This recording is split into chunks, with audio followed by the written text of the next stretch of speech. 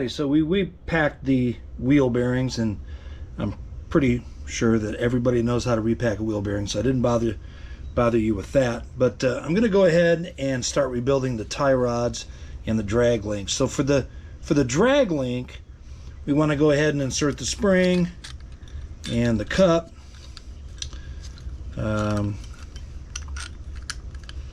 That will kind of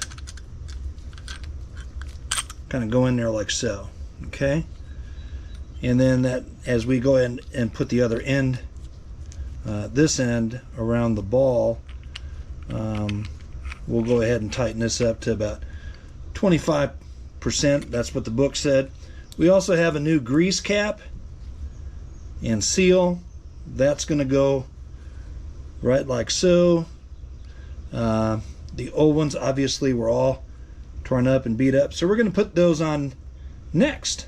Okay, so we have the whole front end back together, and I've installed the Ken Davis shocks. Now I'm kind of using an extension to just kind of point at a few things. I went ahead and painted the shocks black. You kind of they came blue, and I kind of wanted to hide them a little bit. These go, the brackets here, they go in the front, a front shock absorber mounting holes. So unbolt the old shocks, these bolt right in. Typical shock installation, bushings, obviously cinch things up. And let me show you the bottom bracket here. Alrighty, I'm trying to hold this by my hand and just kind of go around the bracket here a little bit, hold the light, hold the camera at the same time, so I apologize for that. But the bracket just kind of drills right into the frame, and I'll take you in on the other side here in a moment. But you kind of get the idea how the bracket just goes right inside the frame, and I'll take you to the other side.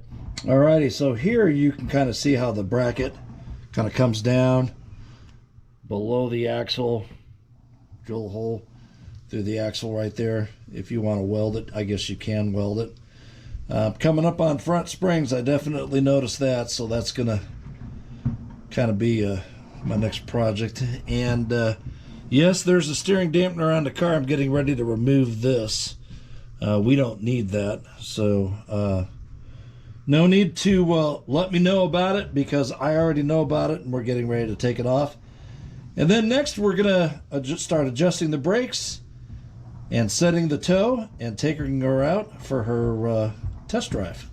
So now it's time to set tow, and you've heard me mention this on my channel before, but this is the Specialty Products tow measuring gauge. I'll put a link in the description to where I had gotten this from.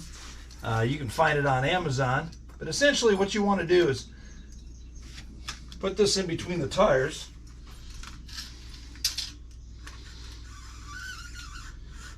And I use, you want the chain to be just off the ground, and I use the line on the tire. The center of the tire is kind of an equal reference point to both sides. Again, the chain just off the tire on both sides. We've got our reference point equal, and now we want to set the gauge right here. This is adjustable to 0. Now I'll get a little close-up for you here in a moment on how to do that, but there you get the idea lengthwise of how it's all set up. What we're going to do then is roll the car forward so that this bar is on the back side of the tires at exactly the same height. And then we're going to take a look at that gauge on the back side, and we're going to see what that gauge is set at. That's going to give us our tow reading. Okay, so here's a close-up view with the tow gauge set and calibrated right to 0. And that's right where we want to be at before we roll the car backwards. And we want, see, the chains are just off the ground.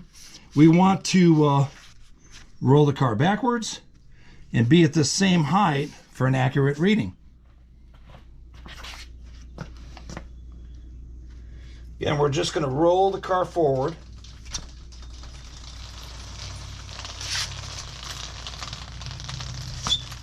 So that the gauge is just off the ground on the other side. There we go. Now we're going to take a look at, we'll see what that reading is. Okay, you can see our tow reading right there, and that's right where we want to be. Toe should be a 32nd to a 16th of an inch in, and like I said, you can adjust as you need to. I really like this gauge. Money well spent, in my opinion. And as I mentioned earlier in a YouTube short, that you can actually take this apart and put it right underneath your seat if you're traveling and all of a sudden you get you know, that annoying death wobble that's usually caused by tow anyway. So there you go. Okay, so we're at the final stages of front brakes and the alignment, the kingpins. We're adjusting the brakes now, and I just wanted to kind of show you the method that I'm using is the Les Andrews method for adjusting brakes. There's no need in me rehashing how to do this. Plenty of videos that are out there, plenty of instruction information that's out there. But I did want to show you that I am also following that same procedure. So I highly recommend that that's what you do as well. Alrighty, we've got our kingpins and shocks installed. Brakes. Taking her out for our first test drive. And so we're going to see how she does. A lot of speed bumps here. This car used to have a severe death wobble, and we're going to see if we took care of that. Whoop. It's been 3 weeks since I've driven this car, actually more than a month, and I got a little rusty there. I can tell you the first speed bump, these Ken Davis shocks, absolutely incredible. What a difference it has made. Very impressed.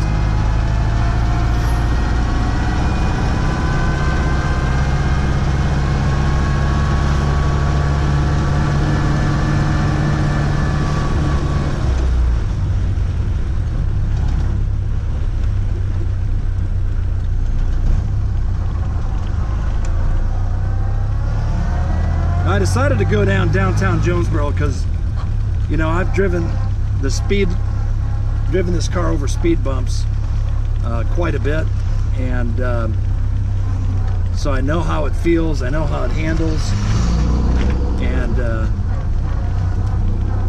I can tell you there's night and day difference. I cannot believe just how well this car handles.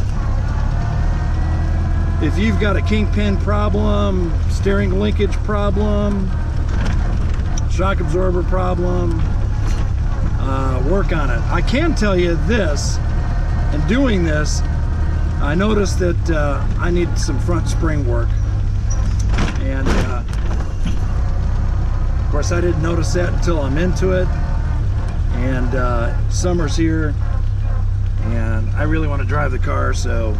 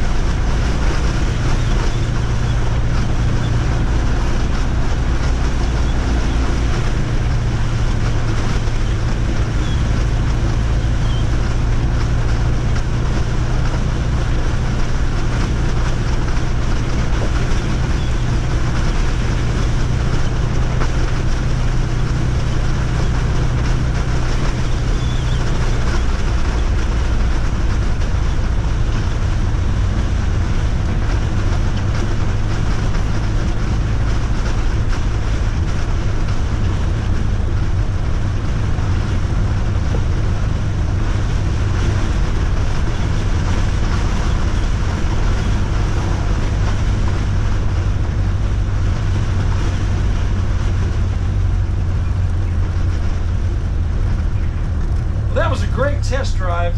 We ended up doing about a 20-mile test drive, put it up in the air really quick, just gave it a shakedown, make sure everything is nice and tight, and it's all good to go, I think. And I gotta tell you, really love the way this car handles. This has been a real enjoyable drive today. One of the most enjoyable drives that I've actually had, where I could just literally drive one-handed and just really feel confident in the way the car was just maneuvering down the road. So if you've got kingpin issues, shock absorber issues, tie rod steering knuckle issues, brakes, make sure you get them taken care of. That's so important, not only for your safety, but for the safety of those around you or inside your vehicle. So remember to give us a like and a subscribe. It's super important to us. It helps us to bring content to you. But most of all, be blessed.